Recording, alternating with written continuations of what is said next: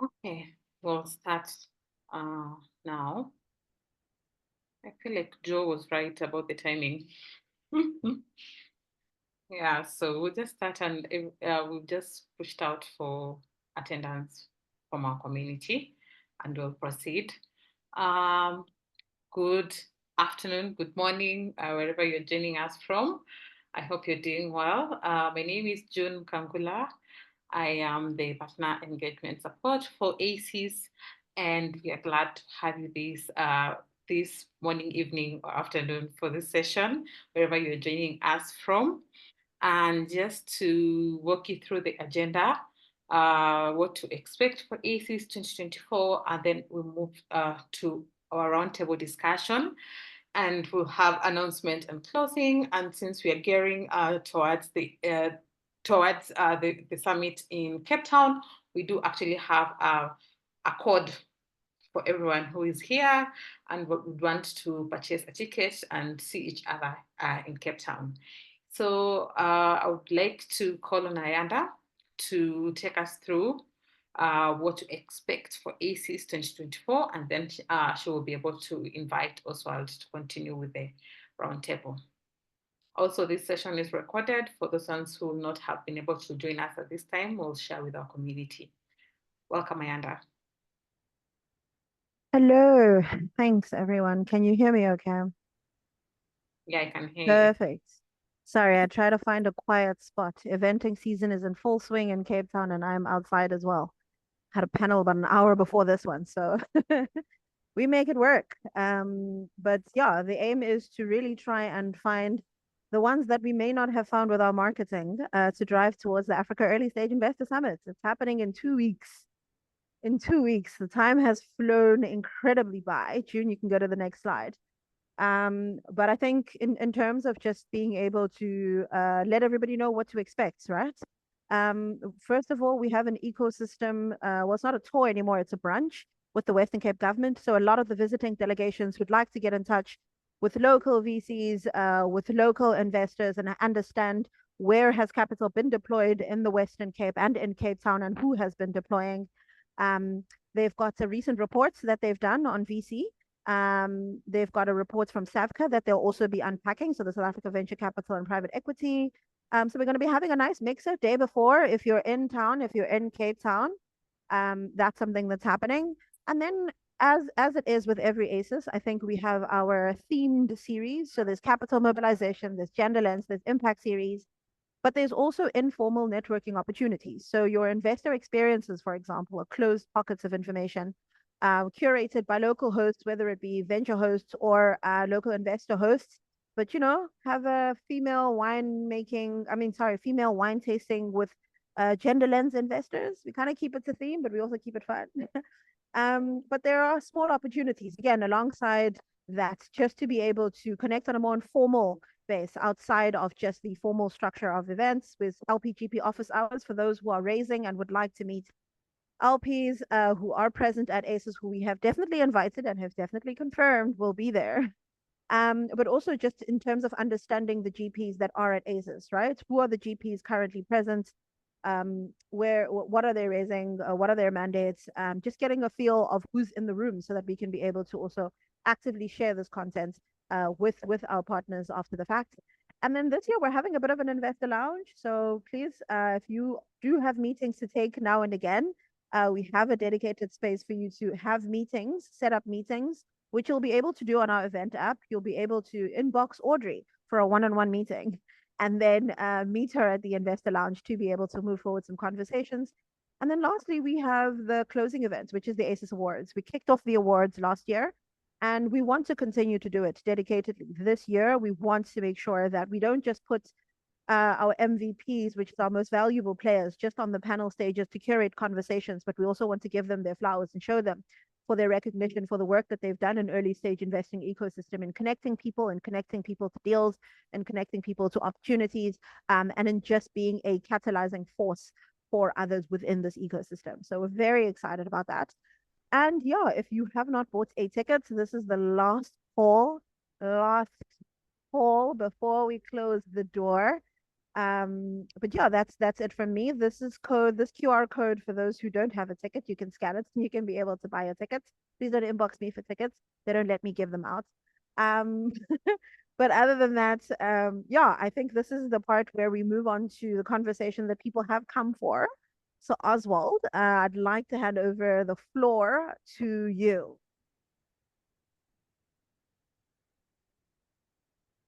Oh, give me a second. I'm trying. Okay, there we go. I had moved away from the Zoom screen and I couldn't find it. How you guys doing? I hope everybody's good out there. Today we're just going to have a conversation about leveraging policy instruments to enhance capital mobilization. And I believe in, I want to say audience, but I think this is really a small grouping of us here that we could just really have a conversation around this topic. Today I have Audrey, Joe, and Adrian, who are coming from the investor side and as well as the practitioner investor side and legal backgrounds to give us their perspective on the different policy instruments that are in play. All the policy instruments, more important, the policy instruments that we need to put in play to be able to get capital into our different businesses.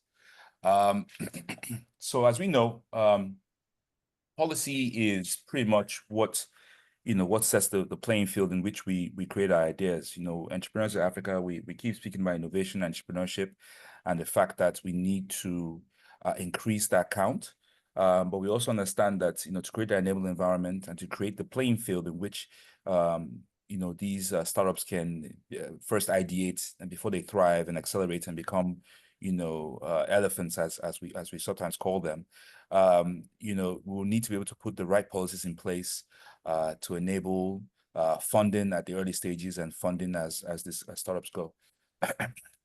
So what I'll do is I would allow the panelists to introduce themselves. I will start with Audrey, and then I will go to, we also have Adrian introduce himself quickly, and then I'll have Joe introduce himself last. And Joe, being that you are the entrepreneur in the conversation on the panel side, if you could just go ahead and sort of set the tone, as in what is the current environment on the continent? What are the current issues that entrepreneurs are seeing from the different subsectors? And if you just kind of give us some insight from the entrepreneur perspective, and then we can then go into discussing what policy positions may help. Thank you. Go ahead, Audrey. Hi, everybody. I'm Audrey Verhoeven, the CEO of ANZA Capital. We've got an incubation fund that starts at pre-seed, ends at Series A, and then we are about to close our first early stage fund. That is a seed fund, go from seed to Series A. So that's in a nutshell. Great, thanks, Audrey. My name is Adrian Domisa. I'm founding partner of Domisa Attorneys, which is a law firm based in South Africa, Cape Town and Johannesburg. And we, for the last 15 years, have really just been focusing on that tech growth story, helping our clients in 3 transactions, being the venture capital or the fundraising. They're international structures, usually for fundraising purposes too, and then the exit story, which can be linked to that as well. Yeah, that's it. Nice and short and sweet too. Yeah, thank you, Adrian. Oswald, I might have to have you repeat the question because I missed it. But while I'm waiting for that, my name is Joe Kinvi. I'm from Togo, based in London, and currently in Cape Town for one of the many conferences. I actively lead HOKE, which is an investment community focused on enabling capital from the diaspora to Africa. Today, we've invested just over $3 million across 100 companies. And our entire mission is to mobilize capital into great companies that are building the future of Africa.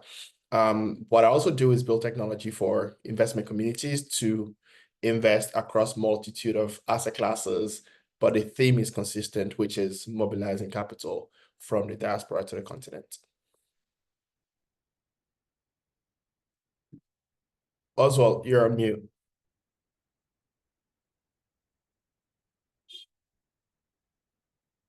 Yeah.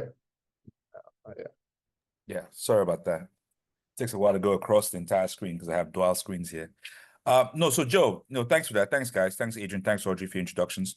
Joe, what I had said was, if you could just sort of tell us, give us sort of a landscape view of how startups are doing on the continent, and so we can sort of lead that into what we believe, what policy positions would help, and then we'll sort of lead that into what policy positions we enable funding mobilization. So from your perspective, you're just going to give us a sense of what do you think is the current state of play? How are startups doing on the continent? And then we'll go from there. Well, the honest answer, and I think Audrey will agree, is things are very dire. Over the past, say, 5 years, we've seen the rise of startups across the continent. And maybe up till 18 months ago, we've had what you can call tourist capital. So you have a lot of big funds who came in and deployed capital and now the tourists have left. And things are not looking as rosy as they were 18 or 24 months ago. But that is actually a good thing, right? I think it's a wake-up call for the continent to remind us to be sustainable and rely on our own capital. And that's where policy comes in. Instead of talking about what sort of policy, I think we need like 3 key themes across policies. The first one is they need to be consistent. We need consistent policies across not just one country, but like across the entire, like all the 54 countries. And when policies are consistent, it means that we can now work with each other. The second and most important one is stability. Our policies need to be stable. Jamie Dimon, CEO of JP Morgan, was on the continent. And it's one of the things that he flagged around like stable policies. When you have stable policies, companies can plan and things can actually happen. More people will bring money onto the continent, and that stability hasn't been around for a bit, but we're seeing progress. And last but not least, the policies need to be flexible. Things are changing very fast, and governments and policymakers need to have a lot of flexibilities around the policies that they erect to ensure that the policies can keep up with the changes that are happening in the ecosystem. So like AI 2 years ago, maybe 3 years ago, none of us would kind of know about AI, but we didn't have ChatGPT.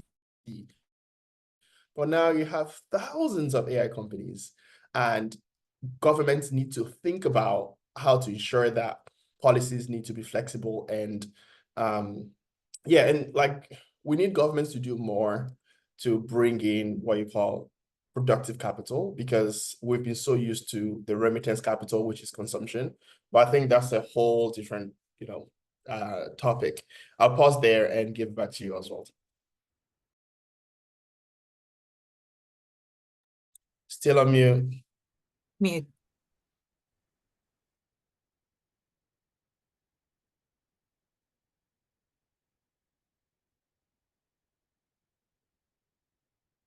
All right, technology is not working for us today.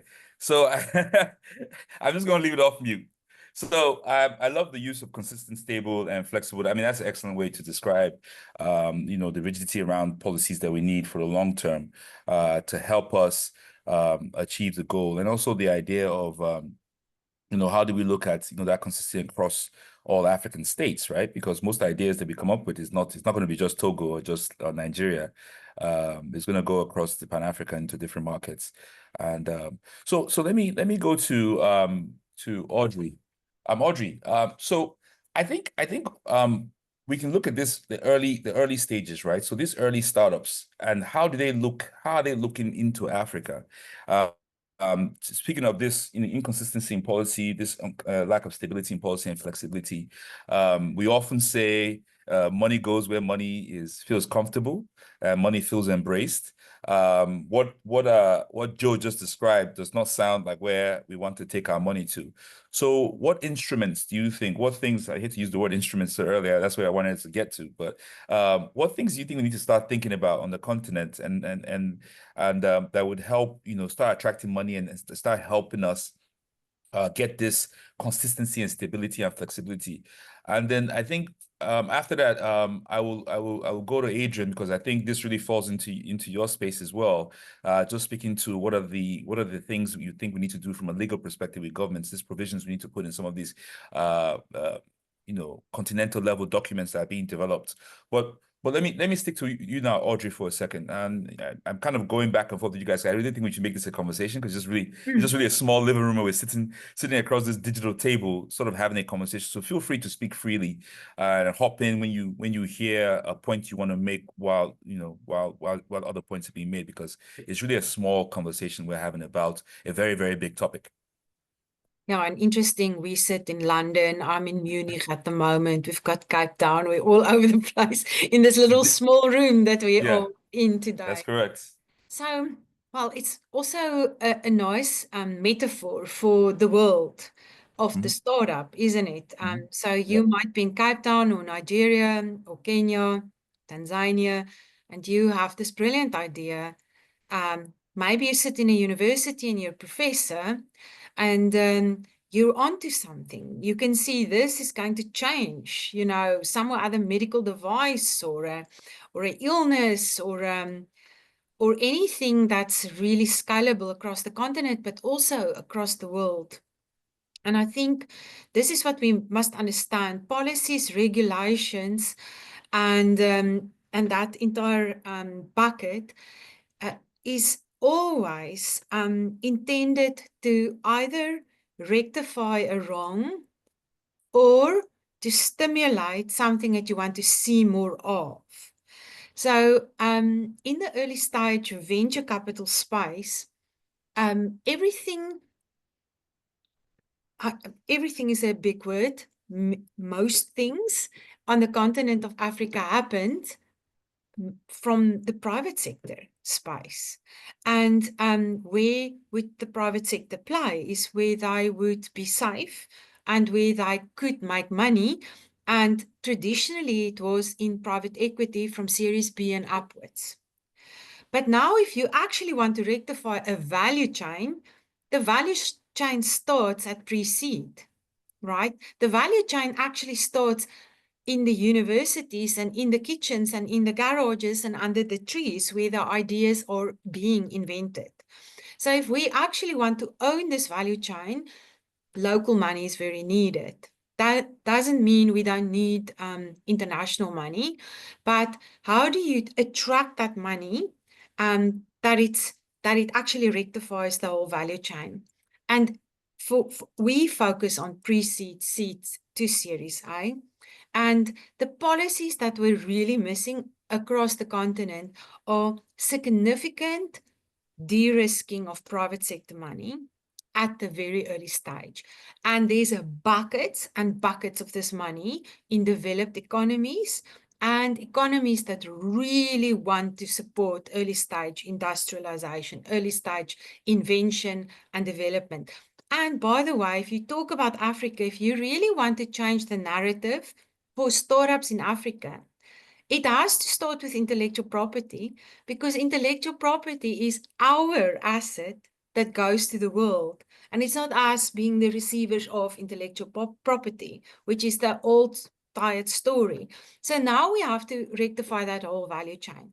And that means we need insightful grants at a very early stage. We are losing companies, deep tech companies, because there's just not significant grants to keep scientists, 6, 7, 8, 10 scientists to develop a cultivated meat research facility to be commercialized on the African continent. Can you hear where we do need to leave the country? Because if we then become a UK company, you get access to those grants, or a Germany company or a US company, then our scientists get access to those grants. So it starts there at the early stage. And then just on a high level, before Adrian takes over, apart from those deep tech grants that gives the startup depth, that changes the narrative, we actually need incentives to pull private sector money into that space. That means tax incentives for angel investors, for instance, matching schemes, de-risking money, not just for the startup, but often for the investor at that level too. So first loss facilities, catalytic funding facilities, attractive spaces where government says we need more money here, so we're putting something in, can you match it? Or we de-risking your risk, can you take it forward? That's how the private sector and the public sector is going to rectify a lot of these things. And that bucket can go on and on, soft loan schemes, so there's so many things that you can do. But it's such a big issue, to how do you fix this whole thing? Because it starts there and it ends in industrialization that will develop our economies, create the jobs, rectify all the social injustices, but we're not putting our money where we should put it at the beginning that starts that whole value chain. Yeah, fascinating, Audrey. Actually, you make a couple of very interesting points. So I'm going to come in from a perspective, and I come around back to your really critical statement of the source of local funding. So my perspective relating to unlocking of funding opportunities, just to confirm, we essentially act for technology, startups throughout Africa, mostly South Africa, but we try to work with broad African companies. In the South African context, something like 90% of the VC investment into South African tech startups comes from offshore. And that focuses our minds as to how do we sort of attract and create structures that can attract that funding. And the problem is, and the point that Oswald made earlier, capital flows to where it will be productive, where it's protected from risk, and where it can grow. And the problem in South Africa, this boogeyman in South Africa, is exchange controls, as well as political instability, economic instability, the fluctuating in the rand, and so on. So investor comes along and says, "Listen, that's great, but I want to invest dollars, and I want it to stay in dollars. And I want it to be spent in dollars." And we can't do that in South Africa. The money lands in a South African company. It has to be converted, has to stay here. And there are significant challenges with exchange controls, from all sorts of perspectives, but fundamentally locking value into a country, it just doesn't work in terms of capital flows.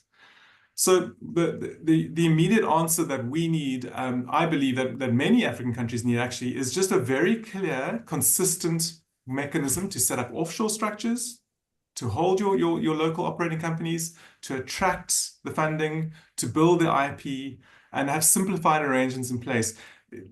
International structures aren't uncommon, they're very common, but they're typically suited to very large companies that have compliance teams and they can deal with transfer pricing and radical cross-border considerations. It's inappropriate at our level, and we're layering on all these complexities for startups. So we try and build simplified solutions for them, but it's still a big challenge. And a challenge comes down to sort of a sense of resentment, actually, from all the lawyers in my firm. We should be doing VC deals and exits, and instead we do all this work mitigating local company challenges, namely exchange controls, actually. So I think that's really critical to have these international structures that are consistent, easy to apply.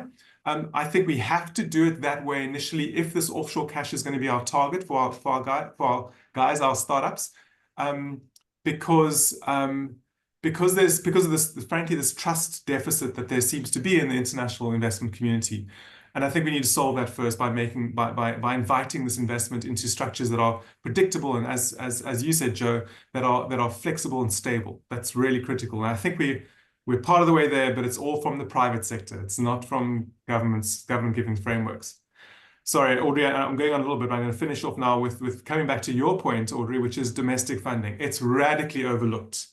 And it's overlooked for a number of reasons. I mean, most of your tech startups don't even look at after angels and pre-seed, they expect to have to look offshore. And there's sort of systemic issues there with the challenge of getting high valuations from local investors and so on.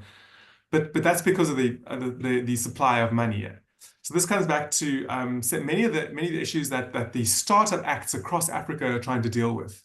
And the fundamental issue is, how do you unlock this local source of funding? It's going to be large corporates, pension funds, that sort of thing. And it comes down to the tax incentives, obviously permissions in terms of investment criteria. But we've seen tax incentives be very, very efficient in other jurisdictions, specifically in the UK with their entrepreneur investment scheme, I think it's called. And there's absolutely a model that we should be following there. We did it in South Africa. It was called the Section 12J model. Very overcomplicated and completely misapplied by the economy. But the principle is really important.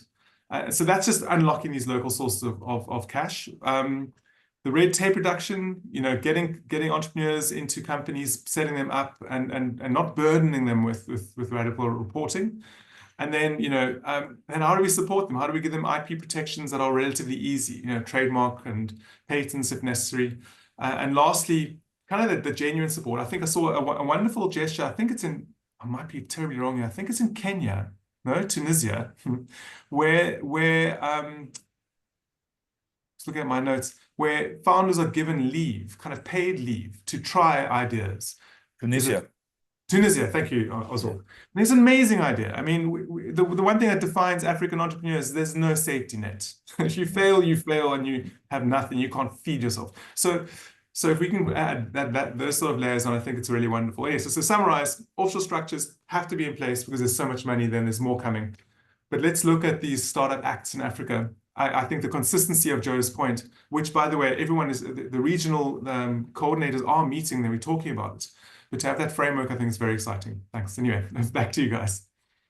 So on Startup Acts, I mean, you guys have said a lot of great things. I've been taking some notes over here on my desk. Startup Act is the AU framework for Startup Act that's just been released a couple of months back.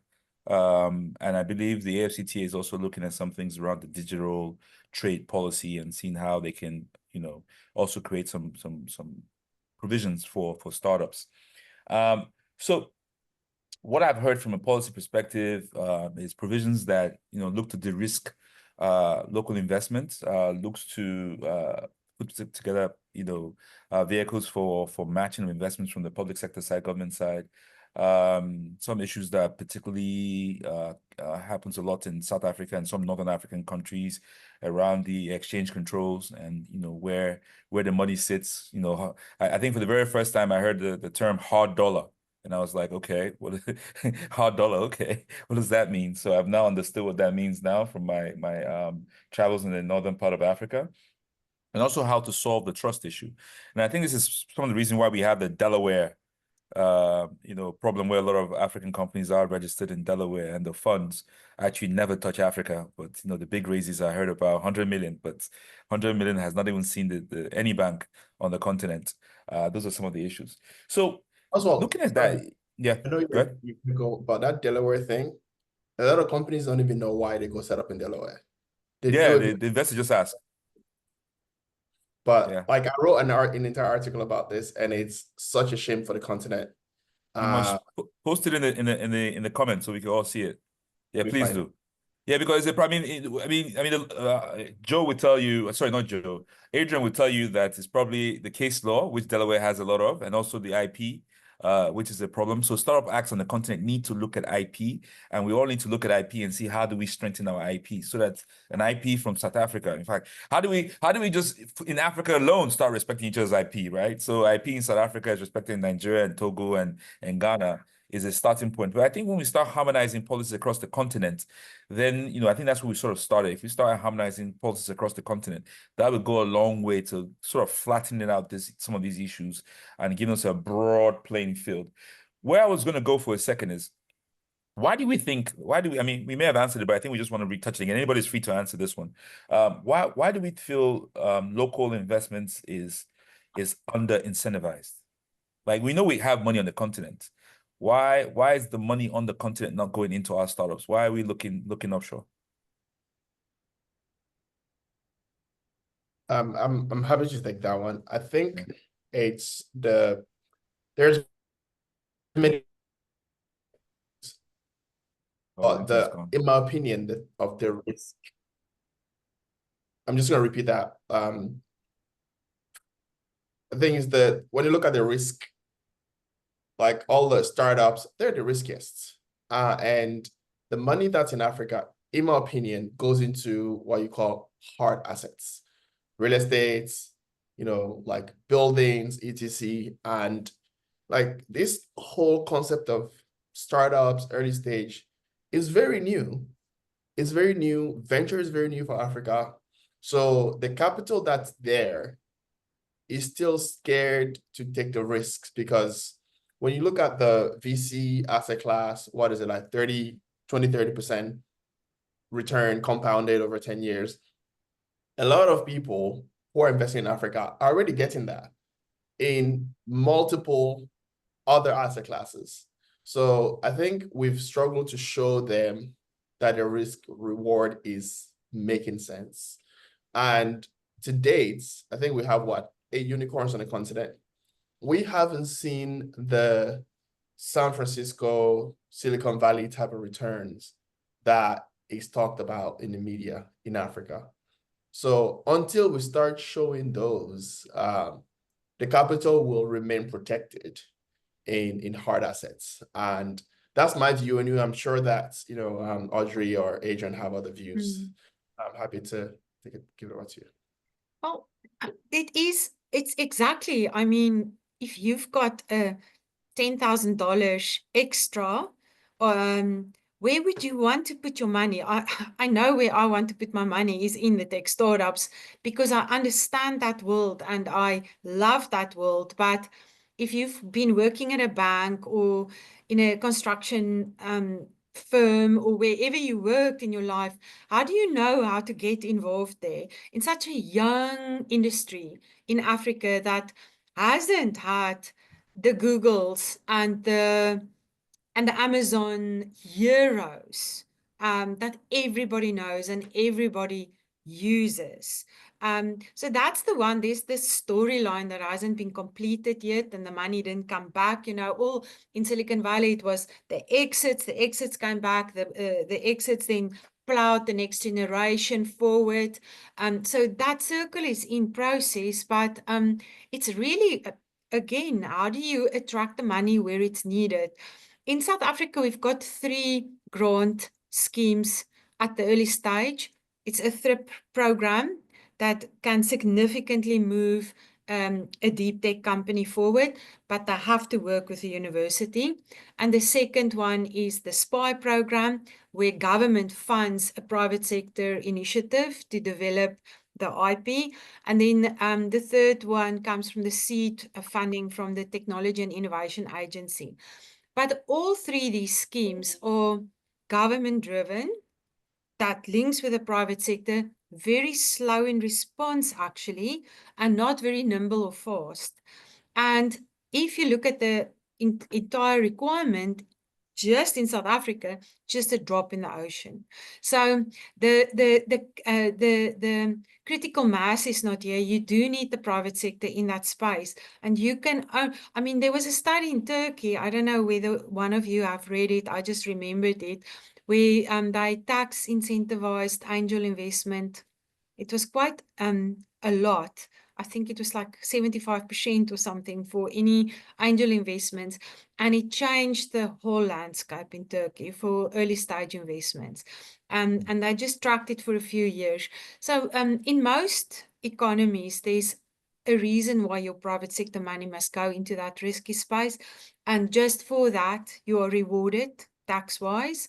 And then de-risking it with matching it, or giving a first loss facility for investors. So it's a complex space, and it's not only one answer. It's actually to get a critical amount of money in that space isn't just a first loss or a tax incentive or a regulation that allows the pension funds to go into alternatives like Ghana did, South Africa did this year. So even that unlocks money over the long term. So it's all of that together, but mostly it's a vision that starts in a country that then picks up momentum. And Joe, you mentioned we should work together, and I think there's a lot to work together over 54 countries in Africa, but we should also compete. If you think about regions should compete to get the cleverest people, to attract the best entrepreneurs, and in that competition, there's health there's health for the continent, because now you attract the best tech startups into your space because you are giving the most conducive space for them, you know. And I think we must also think about that as well. So it's really good that you use that word compete. And that really, you know, sort of ties into the policy differentiations that must happen on the continent, as well as the harmonization and collaboration that needs to happen on the continent. So one example I usually give to founders when I speak to them about policy is that what's the difference between Miami, you know, Silicon Valley, New York, right? And San Antonio. Let's add San Antonio in there for just good, you know, good measure, Texas. And what you will find is just policy, right? If you're a founder, you want to start a startup, you know, the policies in that space is what makes you decide where you're going to go sit, right? You know, sit in Silicon Valley. Well, it could be other reasons, but, you know, there's good education everywhere. There's good internet everywhere.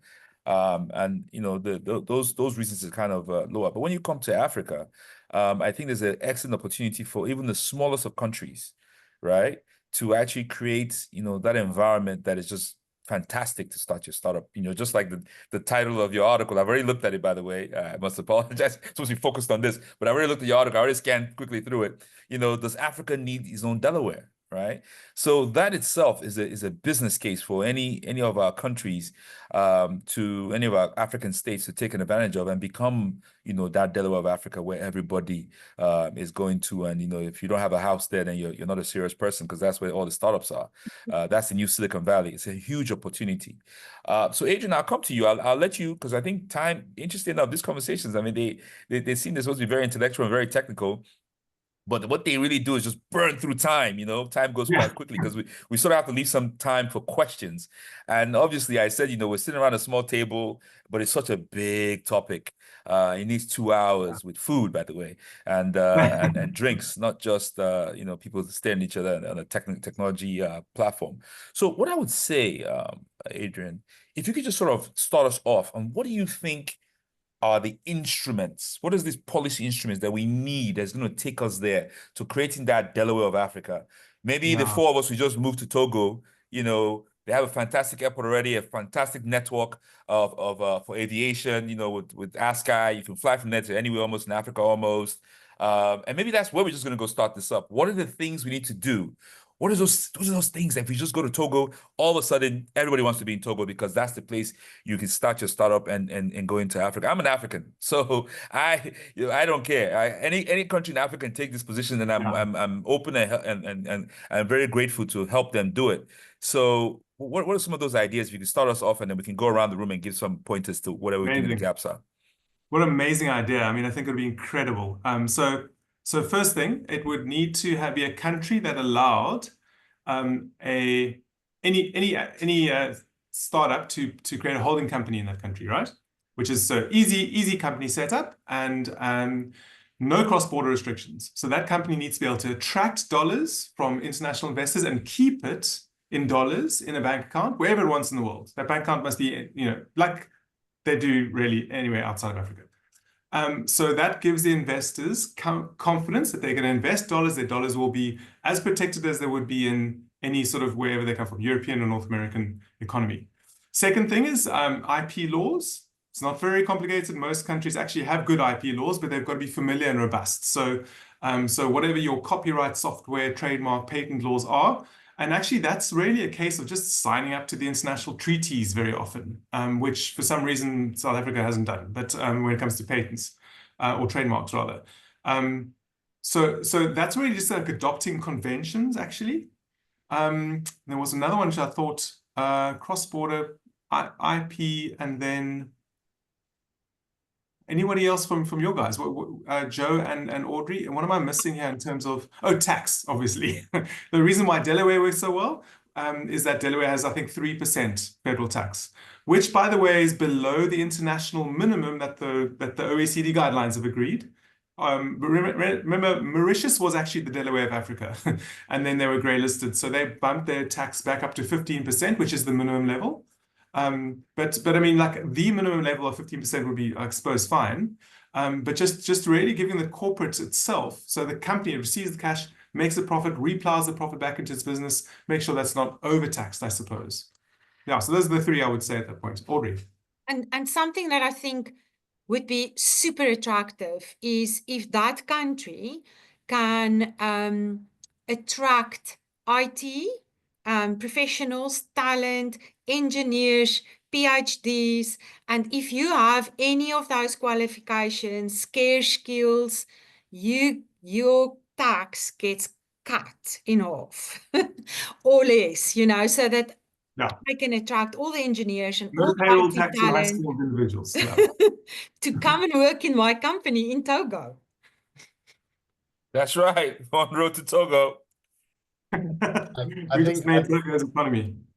I think we can make it a thing, but I think just to add to what Adrian and Audrey said, we need ability to move money quickly. And it starts with setting up a bank account that can hold that money for you, that will not depreciate because your currency is falling. Yeah. And that's what prompted my article. Like a lot of these companies that go to set up a Delaware company couldn't open bank accounts because they have African passports. So this Delaware thing was working against them. And that's what, and because we've invested in a lot of companies and like every 3 months, founders come to you be like, hey, Joe, they've shut down my account again. Who do you recommend? And you keep doing this and it's like you're in an abusive marriage. And we need to release ourselves from it. But to release ourselves, it'll be very difficult. We need to go build infrastructure. And I don't think Togo is there, but the good news about Togo is it's not set in stone. Like we can build things. But there are other countries that are doing, like Rwanda is pushing, Mauritius has been doing it, again, gray lists. Yeah, I can't name any other countries because everybody's doing their own thing. But yeah, we need a country. Maybe it's gonna be a country we call it the 55th country. It doesn't have to have a physical land. It can be in the cloud. Everything is up in the cloud these days. Can we set up, or could it be? I don't know. I don't know what the answer is, and I don't think the article gives an answer. But we just need to find something that we need to start building now, because building anything that's tangible, sustainable, it's going to take a long time. It's probably at least a 10-year work. So yeah, like I think we all covered pieces of the puzzle, and the 4 of us now need to go sit down and build a country and solve this problem. I would like to add one thing, and that is from the funder's perspective. And that is, I think we must become more innovative in what I find sometimes in Africa is that we're very much inward looking, you know, protecting our borders against people coming in and money flowing out, and the policies follow that kind of thinking. And in South Africa, I mean, we like known for looking inside and not across the continent. And I think if we can create policies that's actually very beneficial across the region, I've seen something like that in Egypt. I don't know how the execution went, but if you set up a fund and you bring external money into this fund, then just a number like 40% of that fund has to go to the country in which you operate. 40%, but you can bring much more into your fund that you set up there, and then government also matches this fund. So this for me is beyond what I've seen in South Africa, because all the matching funds is just for South Africans, but many African funds are Pan-African or Southern African or Eastern and Southern African, you know. And if we can get that kind of incentive, come and set up your fund in Mauritius, South Africa, Togo, we'll match what you bring, and you don't get forced to only operate in that economy, because I think that is that inward looking thing that people miss the point. Because if you just open it up, so much more will flow in.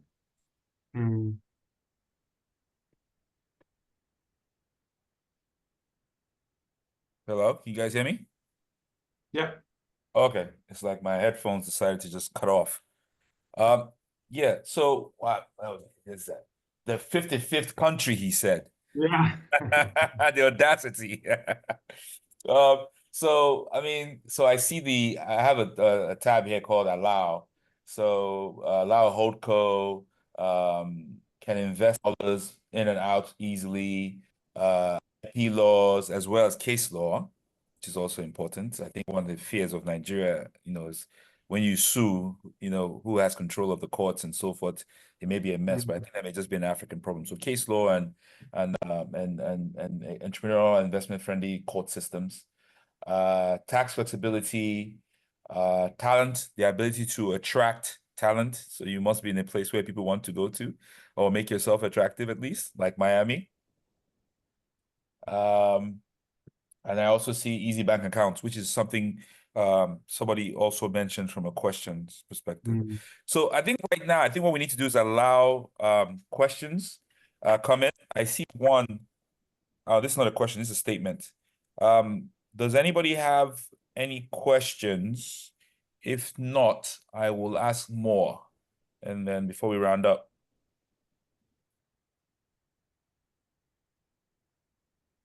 Well, people are still rounding up questions, which I'm very excited to hear. So the Mauritian example was quite an interesting one because they of course they tried this very low tax jurisdiction. They became the financial kind of center, but then also badly abused. And now they've responded by having quite hardcore KYC and substance requirements in Mauritius. And I'm sure it's very hard now actually to set up companies and bank accounts there. So, I think that and by the way, Joe, I think the 55th state now is going to be like a term of art in startup law because the idea of having a jurisdiction that gives you a company setup, hard currency flexibility, bank accounts availability, and still compliance, that's going to be a very exciting challenge.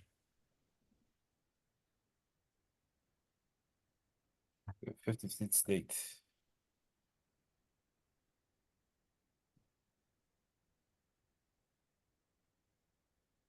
Do we have any questions? Because actually, we've sort of run out of time. I'm going to register the domain. Really done it, sorry, Joe, but you can buy it from me. No, I'm joking. We're together on that one, Joe. That's the policy. That's the policy nirvana, right? Design the perfect set of policies and call it 55th state, and ask the rest of Africa to join us there. So, so we've had a great conversation. I think we've run out of time. I just feel like we're halfway through it, to be honest with you. And there are no other questions other than us having fun with ourselves. I would just say if each panelist wants to just go ahead and just leave sort of a closing remark, something you just want to leave us with beyond the 55th state, because that's the classic. And then we'll close out for the day.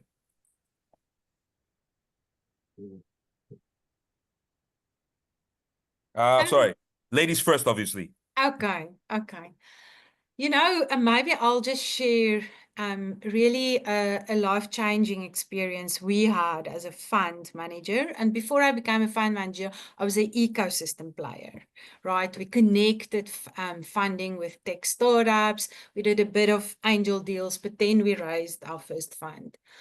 And this was an experiment by the South African government. They created a conditional grant. They called it a conditional grant for catalytic funding. And they gave it to funds of funds and a few funds. And we were exceptionally lucky to get the first 2 rounds of funds through this. And this created our capability to actually launch this, the incubation fund.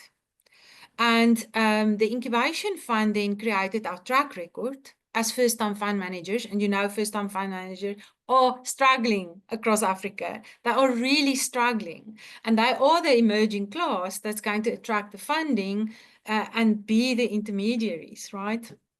So we had this break. And government then decided that they only going to give it to funds of funds ultimately because it became too much for them to administer. Because after us, like 13 and then 25 emerging fund managers started to knock on their doors and say, we want this process to also include us. But it really launched us, and there's no stopping us now, you know. And that catalytic thing that starts at the beginning, I think needs a lot of thinking, because we've got so much talent on the continent. We've got fund managers, we've got founders, and I think instead of saying first loss, let's think, how do we catalyze the funding? And I don't hear it a lot. So I say it in the green, clean tech space, and then I say it in the agri-tech space, and I've got my fingers in different spaces and places. But it's like, use the word catalytic funding. How do we catalyze funding? I would start with thinking about policies that can catalyze funding.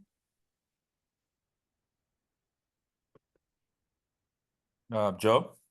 Yeah, I think for people who are on the continent or outside the continent, Africans or otherwise, I think we have the ability to finally become self-reliant. The continent, Africa, has received so much grant and donor funding for so many years, and sadly hasn't gotten us very far. And I think we can do more to invest through trusted means. And I'm going to also use the word catalytic. Just start doing it, like tiny bit, and then do more, and then do more. And slowly we will advance the continent, but we need that capital. And especially for people who are outside Africa, supposedly there are over 30 million African diasporans outside of Africa. If each one of these people invests $1,000 a year, that's $30 billion. That's so much money that can be. I don't think the whole VC space in Africa has received 30 billion in capital.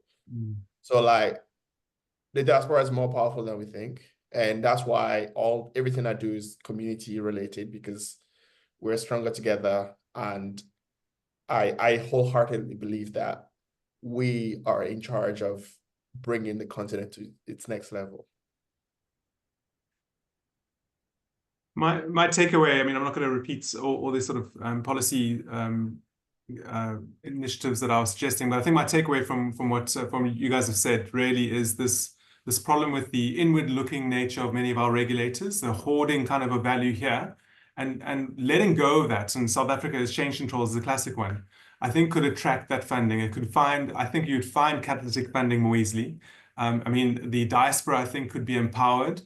And just looking at ways in which not to be so kind of defensive, really, and more optimistic. I think the African countries can, I mean, we've got the talent, we've got super exciting talent. Cape Town is thriving at the moment with the thousands of entrepreneurs and investors who all want to get involved. And actually, we just need regulators to kind of get out the way. Excellent. This was a great conversation. I've learned so much, and I hope that the people who come in the audience have learned a little bit, as the session was termed a masterclass. But I really think it was a round table of new friends and soon to be great friends, just discussing a very, very important topic around how we move things forward. And then this last word, you guys have thrown some keywords today. You know, we've heard it before, but in the context of this conversation, it came home, the whole idea of catalytic, funding, catalytic policy, things that would basically start us off and move us into a state where, we are one large continent delivering value and impact and taking our rightful place in the digital economy. So I just want to take this time to thank everybody who's the panelists for joining us and sharing their thoughts and their knowledge, and also the audience. You guys are a bit shy today, no questions, but we'll get you next time.